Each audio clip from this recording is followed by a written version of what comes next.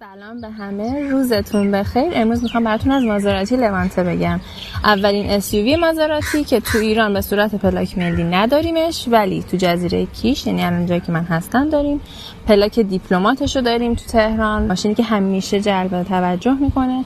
و یه ویدیوی خیلی کوتاه من تو موتورشو دبی از این ماشین براتون گرفتم، ولی خب استقبال خیلی زیاد بود و چون جزو معدود ماشینایی هست که تو ایران داریم، گفتم بیام براتون بیشتر ازش بگم. مازراتی لوانته S با موتور V6 یا همون V6 3 لیتری توین توربو که 0 تا 100 برای ماشین فقط میکنم 52 ثانیه طول میکشه و 424 اسب بخار قدرت و 574 نیوتن متر گشت آورشه. و اگه میپرسین که لوانته به چه معنیه، لوانته اسم یه در واقع جریان بادی هست که تو دریای مدیترانه میوزه و خیلی هم جریان گرمی هست. و نکته هم که داره اینه که خیلی باد ملایمیه، ولی یه موقع‌های خیلی خطرناک و در واقع سنگین و با شدت زیادی هستش که خب برای همین اسم این ماشین رو گذاشتن که خب یه موقع‌های خیلی راحت برای رانندگی و یه موقع‌هایی خیلی میتونه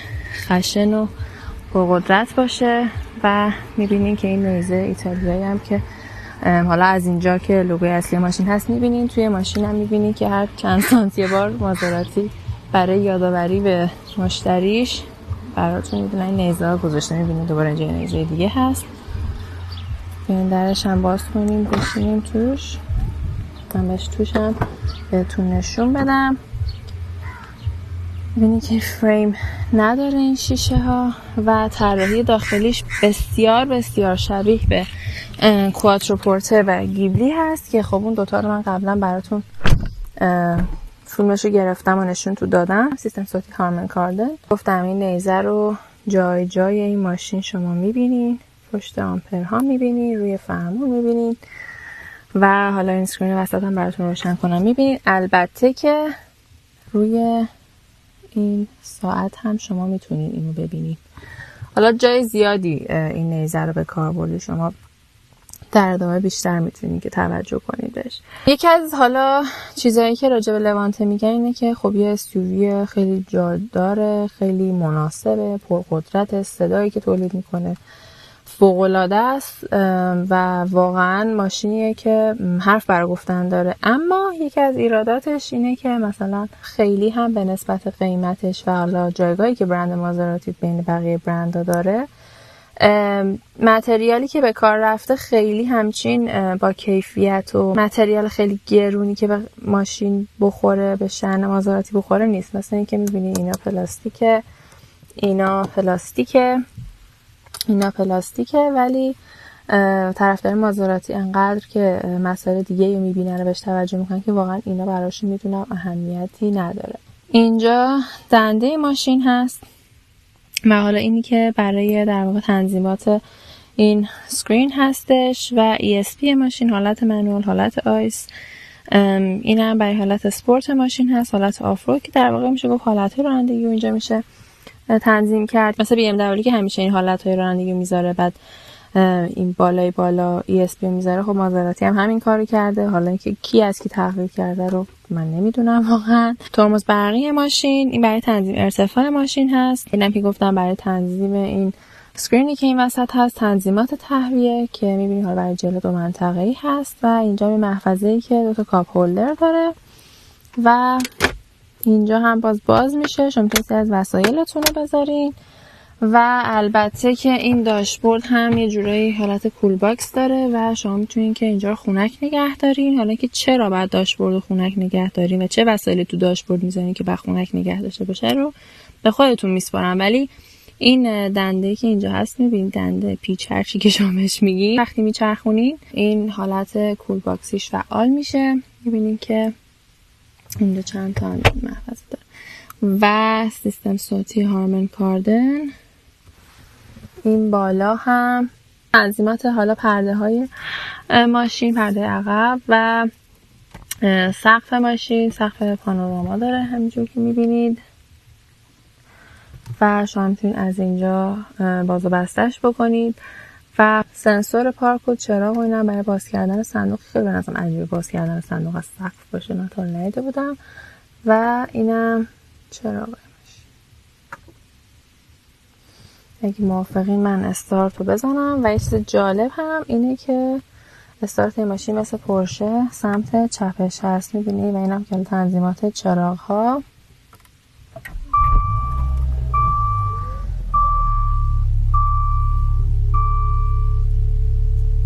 یکی از چیزهایی که حالا میشه گفت به این ماشین ایراد میگیرن هم اینه که وقتی که راهنما میزنی این میاد این کنار، بزنم ببینی این کنار میاد و وقتی شما دارین میچرخونین یا وقتی دارین تو سرعت حالا مثلا 40 تا اینا دارین میپیچین، این عقربه میاد جلوشو میگیره و خیلی مناسب نیست. راجع به اینم همین. البته رو دور موتور 6 خیلی در واقع بعیده، رو دور موتور 6000 کسی بخواد حالا دور بزنه، ولی واسه سرعت 40 تا به نظرم باز منطقی تره که حالا کس ایرادایی که به این ماشین میگیرن. و این وسط هم که هیچ چیز عجیب غریب و خاصی نیست. خیلی خیلی این سیستم شباهت به اونی داره که توی در واقع کوادروپورتو گیبلی بودش. تنظیمات تهویه میبینید که شما اینجا میتونید حالا گلاو باکس رو قفل بکنین که حالا نمیدونم چرا باید اینطوری باشه، چون یه ذره سخته موقع رانندگی بخواید حالا یهو مثلا میخواید داشبورد رو باز کنین بعد اینجا قفله بعد پین بعد بزنید، یه داستان خودشو داره. و اینکه شما اینجا یه سری تنظیمات دارین که میتونید ساعت رو تنظیم کنید، زمان رو تنظیم بکنید، یونیت ها رو تنظیم بکنید که مثلا بر اساس سیستم متریک باشه، سیستم انگلیسی باشه. یه سری آپشن ها که برای سنسور پارک هست که حالا فعال باشه، رو چه حالتی فعال باشه، و یه سری تنظیمات از این قبیل و تنظیمات چراغ هاست. و میبینید که دوباره اینجا سراوند ویو، کیفیت دوربینش هم خوبه، شما میتونید انتخاب بکنید که کدوم دوربین بهتون نشون بده. ببینید. و اینم برای سیستم کلایمیت که شما وقتی فعال بکنید گرم کن سرد کنه ماشین رو، درجه وزش باد و از کدوم جهت وزه، کدوم دما باشه، همه اینا رو شما میتونید اینجا تنظیم بکنید. البته که از این دکمه های این زیر هم میتونین تنظیم بکنین. تنظیماتی که اگه بخواین حالا گوشیتون رو وصل بکنین به اینجا، و یه سری تنظیمات مربوط به حالا رادیو، میدیا و دیگه مازراتی هم به این معروفه که خیلی سکرینش چیز عجیب غریبی نداره و خیلی هم گزینه عجیب غریبی برای تنظیم کردن نداره. آپشن هایی مثل رادار بین خطوط و نمیدونم دستیار پارک و اینا هم که دیگه اگه توی ماشین نباشه یه ذره واقعا قیمتش رو میبره زیر سوال. ببینیم این دستیار چیزش کار میکنه یا نه، دستیار صوتیش. help switching to help. آور رو دفترچه راهنما و داره توضیح میده.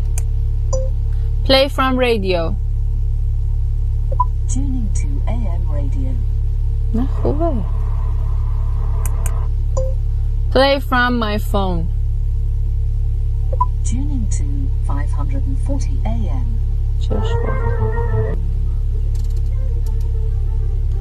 یه نکته جالب اینه که شما وقتی میخواین صدا رو کم و زیاد بکنید ببینید هیچ دستگیره یا حالا دکمه‌ای نیست که بخواید از اینجا کم و زیاد کنین، با این بعد کم و زیاد کنین.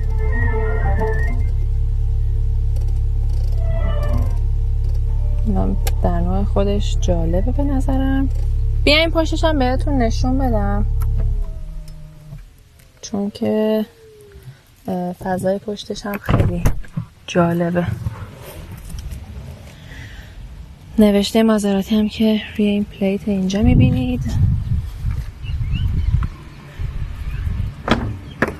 وکیوم نداشت، اشکال نداره، 100 تا چیز دیگه داره. ما به خاطر مازراتی بودنش این وکیوم و این چیزاش هم بهش میبخشیم. خب این فضای صندلی عقبشه. البته صندلی راننده خیلی عقبه، من وقتی جلو نشسته بودم خیلی عقب بود، ولی با این حال فضای پاش راحته. دید به بیرون خیلی عالی نیست، ولی چیزیه که شما احساس راحتی میکنید و هیچ چیز ناراحتی برای شما از حالات تو سرنشین عقب مخصوصا اگه باشین نداره. اینم که هنگام خیلی لباستون آویزون بکنید. نکته جالب که داره اینه که میبینین دکمه قفل داره و نکته که هست اینه که همیشه بچه ها، حالا نه که همیشه ولی غالبا بچه ها میشینن صندلی عقب و همیشه قفل کودک، قفل پنجره اینا هم بعد جلو سمت راننده باشه که اون بتونه کنترل بکنه که خطر آفرین نباشه برای بچه‌ها. ولی الان دکمه باز کردن و بسته شدن ماشین بر قفلاش عقبه. این خیلی خطرناکه چون ممکنه بچه‌ها بزنن اینو و در رو باز بکنن یا هر چیزی. به نظرم خیلی جالب نیست. این هم سیستم تهویه پشت هستش که می‌بینید و این فضای خب راحتی که داره و این صندلی هم همه قابلیت خم شدن رو دارن. بیاین بریم من جلو و پشت ماشین هم بهتون نشون بدم.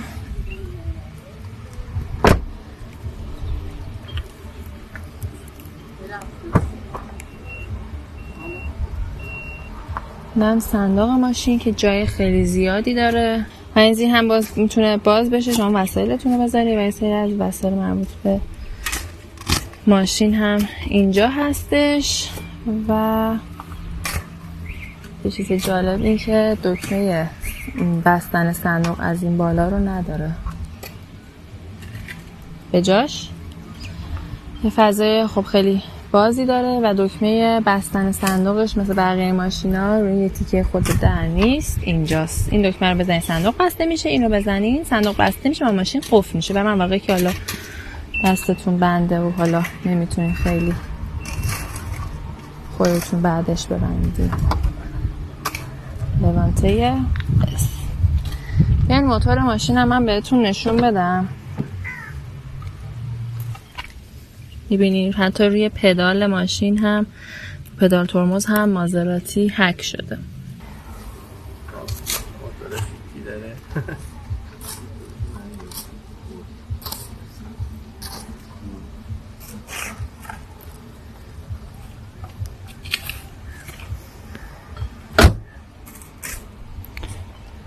شما به من بگین که نظرتون راجع به این لوانته چیه؟ با پلاک ملی عرضه میشد فروشش خوب بود مثل حالا بقیه رقباش و بقیه ماشینا یا نه؟